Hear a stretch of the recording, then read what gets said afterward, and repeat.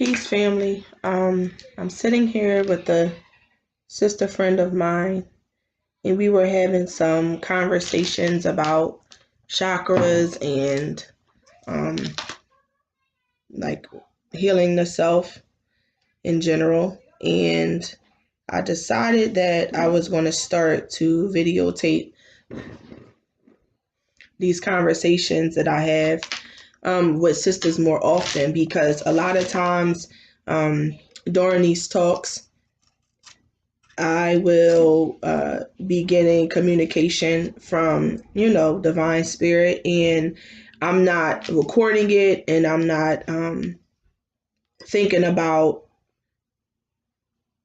putting it necessarily on a YouTube channel. And then I look back and I'm like, darn, the conversation we just had was something that would have been helpful for everybody. So I'm going to pick up where we left off, and we're going to just continue the conversation. And then if you guys have any questions or comments afterwards, please feel free to leave them below, and then I'll come back and I'll do another talk that will basically cover those topics. Okay? So what questions did I ask you? What questions did you ask me before we got into the talk about raising our vibration with food? How do you open your third eye? Okay, so the third eye in a normal situation is already open. It's what we do on a day-to-day basis that changes the lens of the third eye. So if the third eye is open, or if you take a glass and then you go, I gave the analogy, if you take a glass and then you go in front of steam, the steam is going to fog the third eye. That doesn't mean that the eye isn't open. It just means that it can't see as clearly. So the same thing happens like when we go through life and we do different, activities that would either close or block our vision with the third eye. It will either help or hurt us in our ability to see, divine connection, to see in meditation. Most people associate their third eye with meditation, and that's what they think about it with. But the third eye also is what, when Allah talks about in the Quran, there being a veil between us and Him. The third eye is what has veils over it. So as we remove the third eye with spiritual practice such as salat, such as zikr, such as fasting, those veils begin, and especially astaghfirullah as a zikr, those veils begin to be removed from the third eye. And the veils become less and less between us and Allah. And then that feeds into a different cycle other than just meditation, because that third eye begins to be the eye that you see with on a regular basis before you use your two eyes. Your third eye vision can be a means by which, so you know how sometimes you could be sitting here and you could be daydreaming. We call it daydreaming, but we're sitting here and we might be looking at somebody or something, but we really aren't looking at that. We're seeing something else while we're sitting there. That's your third eye. That's your third eye recalling something in the mind. It's almost like the mind's eye, except it allows you to view something, literally shut off the lens of the two eyes that you're used to using, like block that out when you stare off into the existence and you're not really looking at anything. Mm-hmm. It's like closing your eyes without closing them, and then your third eye opening up and you seeing something that is somewhere else, or a person, or recalling something. That's the use of your third eye. So a lot of times people think, oh, my third eye is closed, but they don't recognize that they're using it all the time anyway. And the more that we spend time in prayer and zikr and meditation, that third eye is going to, open. We're going to be using that to see way more than we do our two eyes. When you get to a certain point In spirituality, the three eyes become one. So now when people can see spirit, they talk about seeing spirit when they can see spirit walking about in this realm that we call earth. They're seeing with the third eye that's allowing them to see spirit with veils removed between them and Allah. And they're seeing with their two eyes at the same time. The three eyes become one vision. So that's what I think people really talk about when they talk about opening their third eye. The third eye is already there and it's already open. So I know that we were talking about that, but I know that I didn't get into that whole detail before. And so essentially, I remember that the conversation kind of went into, okay, well, if we want to be working on our third eye and us being able to see on a regular basis, we need to always be eating foods of higher vibration. And then you ask the question, well, what foods raise your vibration or allow your vibration to stay high? And I remember saying to you, we don't want to eat meat and we don't want to eat a bunch of cooked foods. Now, ideally, it would be the best time in the summertime, or what the East will call the summertime, because the summer has warm climates and the body doesn't need a lot of heat to fuel itself. If we want to try to do this in the wintertime, we will be eating a lot of soups that doesn't necessarily have just a lot of liquid and not a whole lot of meat and heavy stuff in it. So the liquid will allow the body to stay warm and keep it fueled, but we wouldn't have meat in it. We would have vegetables. We might have, potatoes, but ideally you wouldn't really have a lot of things that clog. So potatoes cause mucus, which is something that blocks. So you don't want to put potatoes, you don't want to put rice, you want to just kind of stick to vegetables. Meat, definitely, because meat's vibration is death. We had to kill it in order to be able to cook it, in order to be able to eat it. So when we did that, we took it through a process of death in order to get that. When we consume it, we're consuming death energy.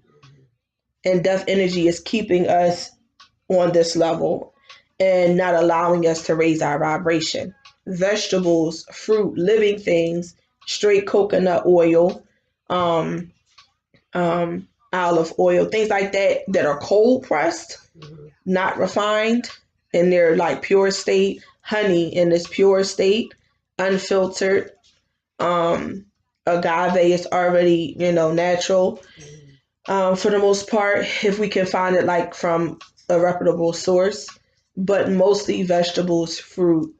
And if we're using sweeteners, of course, not processed sugar, we want to use honey that's unfiltered or agave.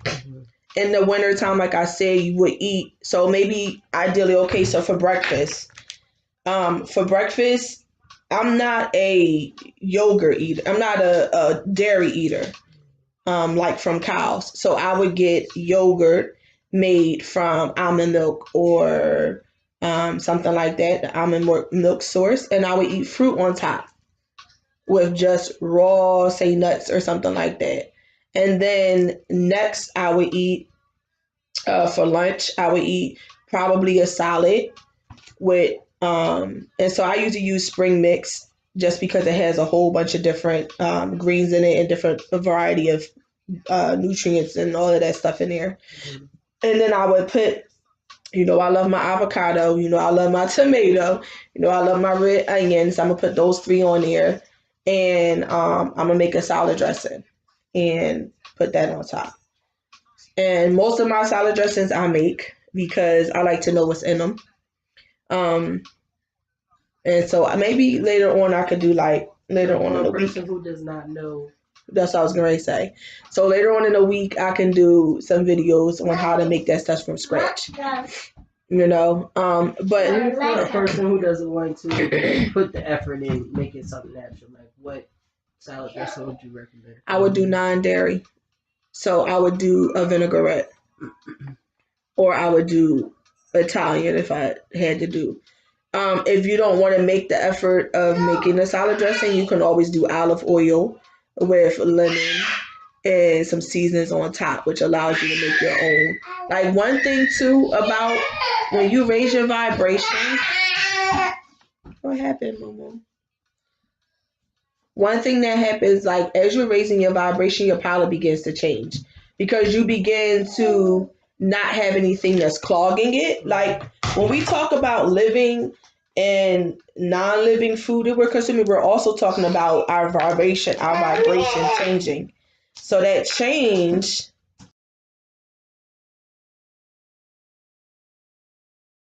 so our vibration changing is also changing our palate and our taste buds. Our palate will begin to like transform into liking things that we probably would not have liked before. So I know for some people, like me saying olive oil with lemon and some seasonings is going to be like, what? That's salad dressing? Because we're used to clogging our tongue and our pores with dairy enriched ranch and Caesar and everything else we could think of. But when you start to make your own dressings, that creative, intuitive spirit also comes forward. So now we're not only making our stomachs benefit from making our own stuff and changing our eating habits and raising our vibration, we're also making our intuition and that third eye activate because your body is going to tell you what it needs. It's going to tell you what it needs during this journey. So if we are making our salad and we say, okay, I'm going to put olive oil in here, and then you in the kitchen, because I'm going to tell you, most of the time our communication from spirit comes in the kitchen or in the shower. I'm cooking. Literally, I'm stirring the pot, and while I'm stirring the pot, my intuition is coming in. When I get out the kitchen, I have a notebook that I literally go and write my stuff in. Because the more time you spend in the kitchen, you aren't just cooking up your food. The action of cooking and cleaning and prepping is the same thing we do in the spiritual realm, but we don't notice it. We see it as like, oh, I gotta cook dinner, I gotta cook breakfast, I gotta take care of the kids. Those things. And a sister friend of mine actually wrote a book about the wives of different prophets in Islam. And maybe I'll do some lessons on this book. Okay, so the wives of the prophet in Islam, yeah, let me write that.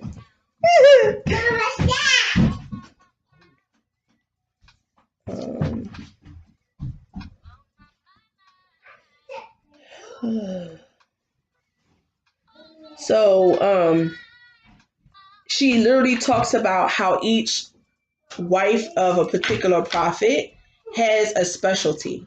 One's wife's specialty was cleaning. Another one's was meditation. Another one was doing business. Another one was, and she was talking about in this book how when we do these actions, that spirit of that wife of the prophet is something that we're embodying.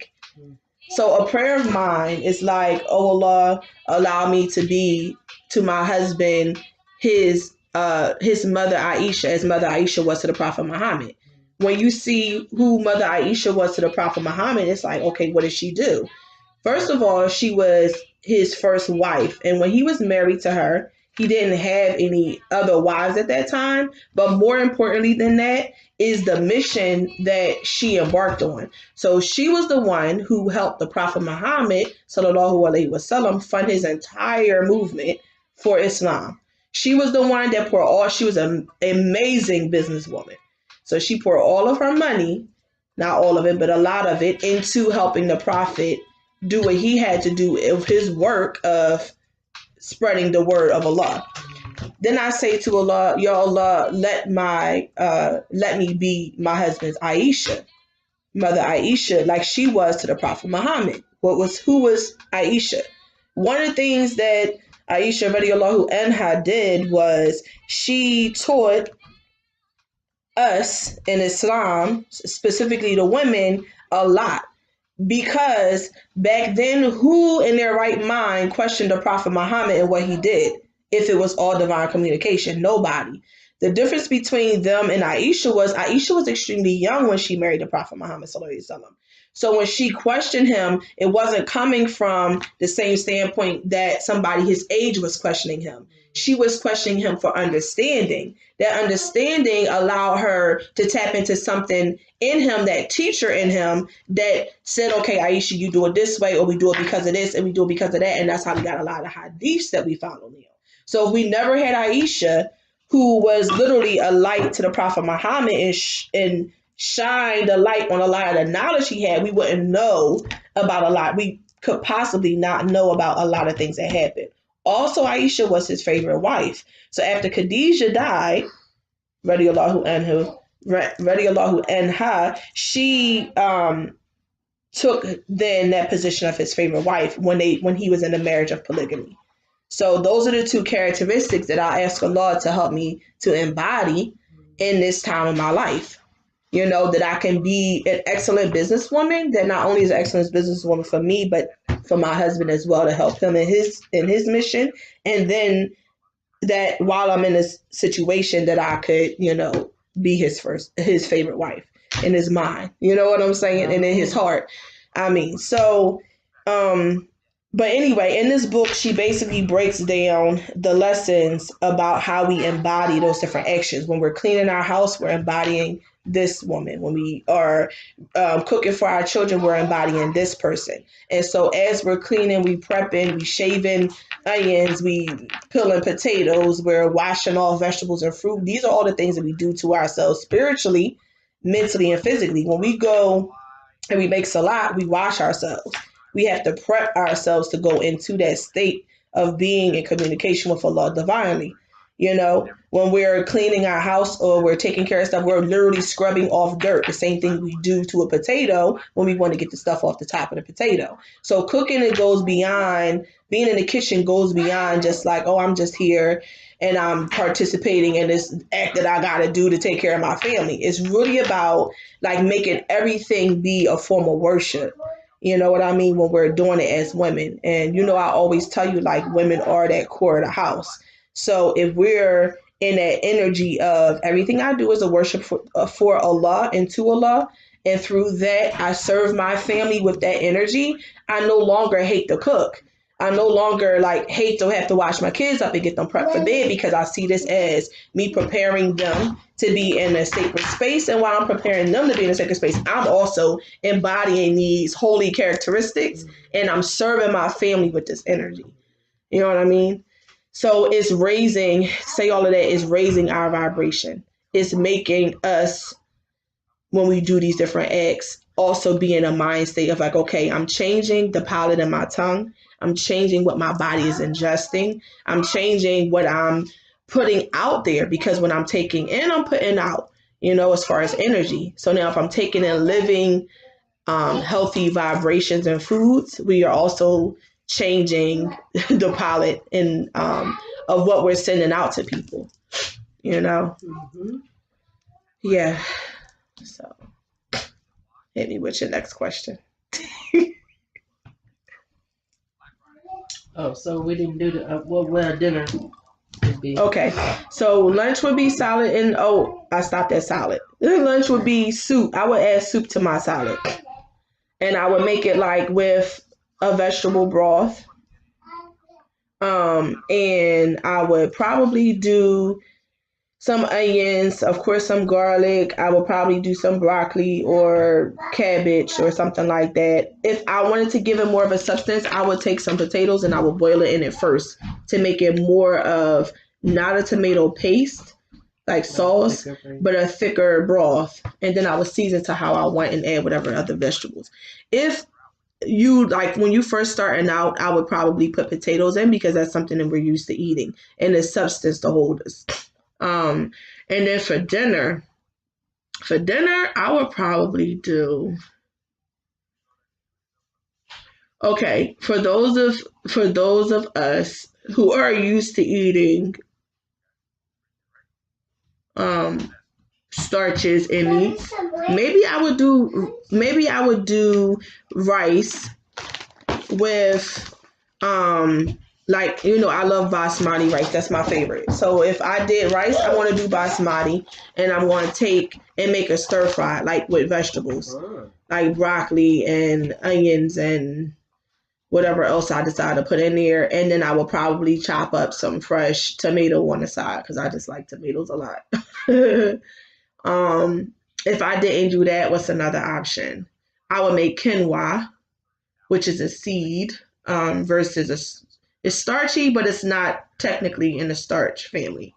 So I would do quinoa, and I would make, you know, you can also make quinoa soup. So like you would need a lot of broth because quinoa would soak up a portion of it. But rather than rice or potato, like if you wanted to switch it up, you can put like a small amount of quinoa in there because quinoa is also a bulker. But I like to do roasted vegetables. So I would roast eggplant, I would roast Brussels sprouts, or if you don't like Brussels sprouts, cabbage, or if you don't like cabbage, collard greens or kale. And I would do onions and I would do garlic and I would slice up carrots. And I would roast all of that with some coconut or sesame oil in the oven, a little bit of salt, a little bit of pepper, and whatever other seasons you want. And then when it got done roasting, I would top that on my rice. So it's similar to stir fry, but it doesn't have the juice and the liquid and all that stuff. You're not cooking it down, you're roasting it and you're putting it on top. And I would do that. And I would eat that like, so I know yesterday we were talking about doing the green diet, 30 days of green. If you can't do 30 days of green, you want to do 30 days of living things. So I personally will probably, and lately I've only been eating like one real meal a day. And that's been like in the afternoon/evening time. You know, it hasn't been like where I eat breakfast, lunch, and dinner. Because I'm just trying to really do how to eat to live. Like I'm really trying to limit my stuff to how to eat to live. And if you guys are not aware of what how to eat to live is, it's what the Nation of Islam follows from the Messenger.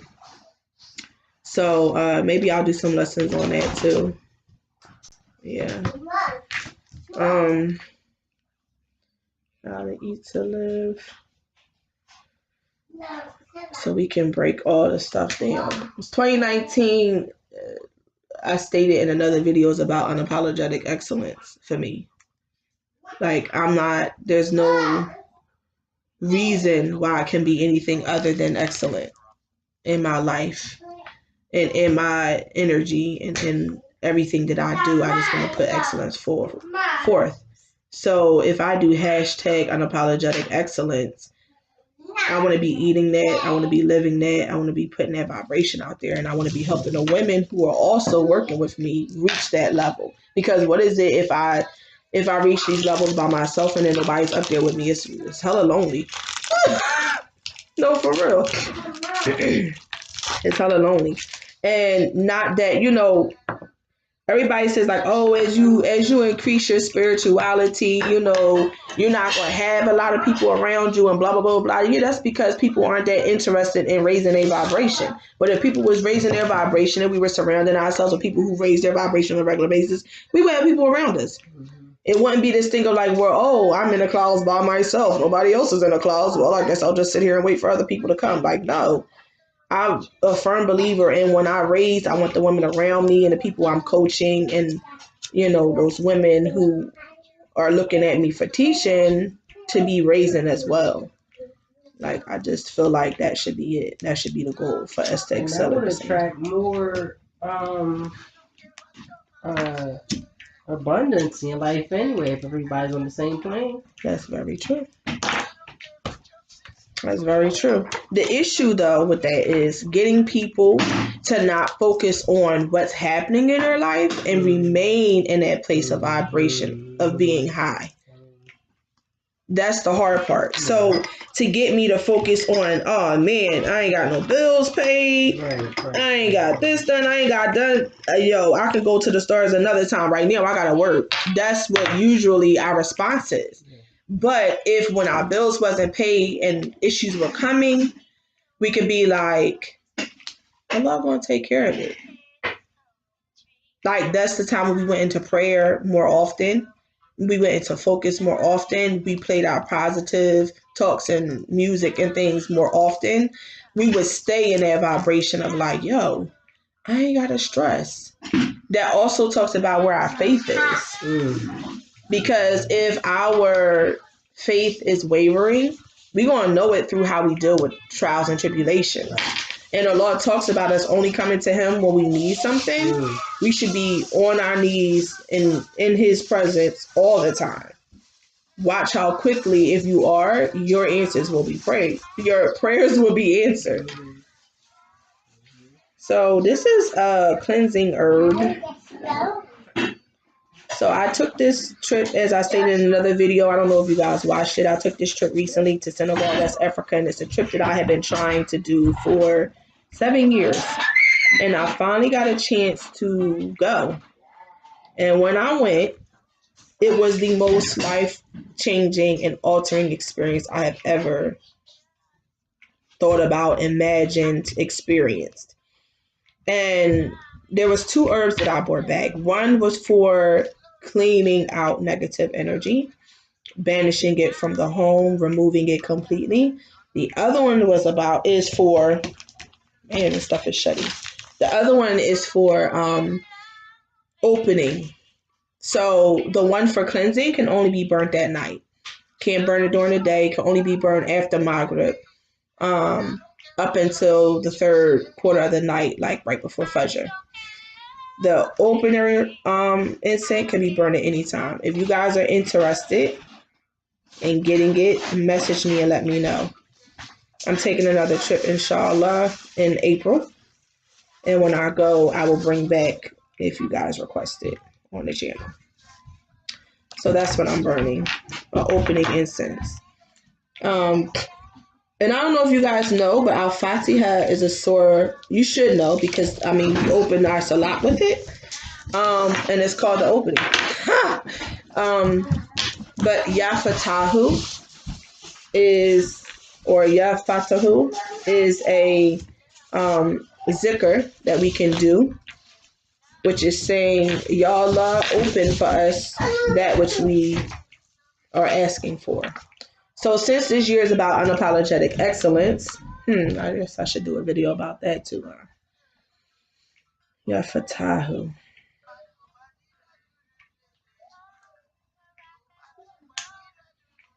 I'm writing down notes because I'm telling you, I get in these talks and I begin to like share whatever is on my mind and in my heart, and I don't remember, because I'm not talking from myself. I'm talking from what I'm being told literally with spirit, and I'm sharing with everybody what's coming to me. Like if a person asks me a question, I'm sharing what comes forth, but it's not from myself. It's from divine, and like I channel that energy in, and I give the answer that I'm told. So, yeah, I think that concludes part 1 of this video. I'm sure we're going to be having more talks throughout the day. And I will keep you guys posted. And make sure we just kind of keep queuing in on the video so we can have different series. Peace.